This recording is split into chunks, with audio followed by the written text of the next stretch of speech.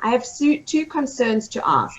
First, we have seen the recent Visa Bulletin for EB3 Philippines has just moved for 1 month, and it seems we cannot see big leaps in the upcoming Visa Bulletins. Right now, I'm just waiting to be current in Table A. My priority date is January 2019, and I'd like to ask if it's a good idea to apply in the UK or anywhere else while waiting to be current.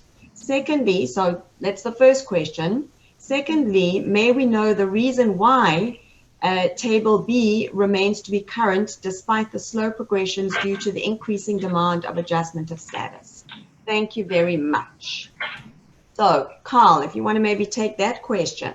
Yeah, so, I think people have to understand that this is, there's a limited number of green cards in each category, and the more people that apply, the times slow down, and the less people that are sponsored for green cards, the times speed up. So back in October 2015, the wait for a nurse for the Philippines to come to the US was over 7 years.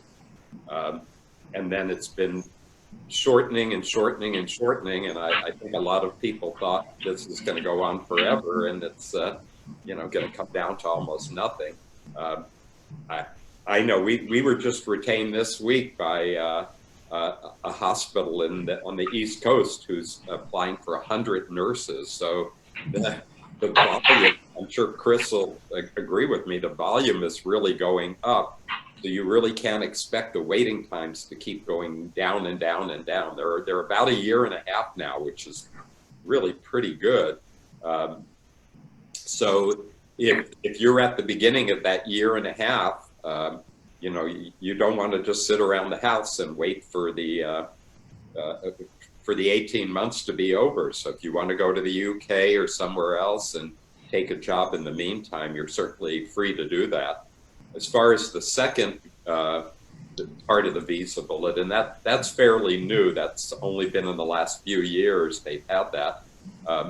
And that's actually good that it's current, because that means you can submit all your documents to the NVC without waiting. And then when your number comes up, you'll be scheduled for an interview to get your green card. So we're very happy that they kept the second, the filing date bulletin so that it's current.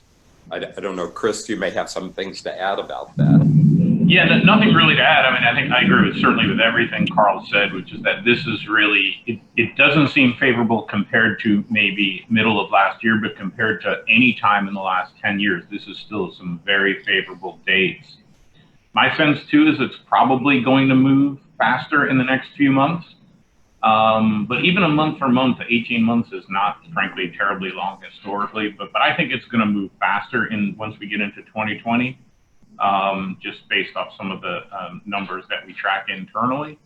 But again, in terms of if you want to go to the UK, I think that's your decision.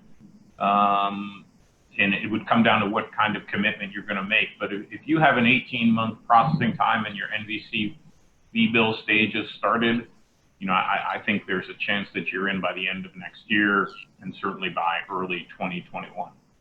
Yeah. I would definitely agree with Carl and Chris on this.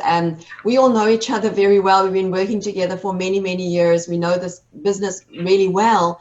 And I would agree 100%. There is more demand now than we've ever seen for international nurses. Carl was talking about one of his clients.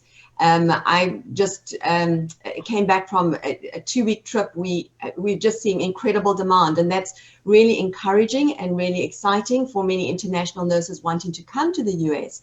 But I think, the thing is that it's really just a numbers game, as Carl and Chris have said. So the more people that are being sponsored, the more the timelines are going to go up. And that means there's really urgency to, if you haven't yet passed your English, if you haven't yet passed your IELTS, if you don't yet have a sponsor, now is the time, because it's probably going to go up the way things are looking right now, just from a demographics perspective.